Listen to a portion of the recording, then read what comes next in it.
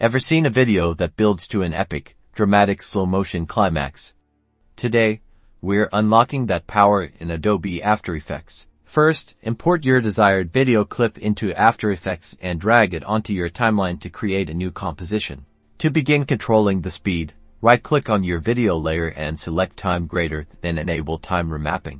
You'll notice two keyframes appear on your layer. These represent the start and end points of your original video's playback. Now, the magic happens to make the video slow down over time. We'll manipulate these keyframes. Select the end keyframe.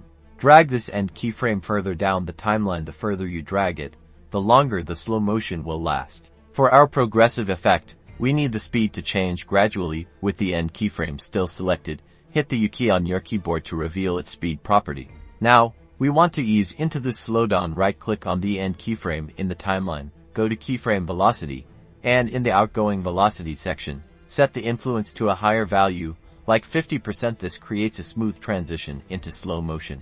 Alternatively, and for more control, we can use the graph editor. Make sure your layer is selected, and then click the graph editor icon.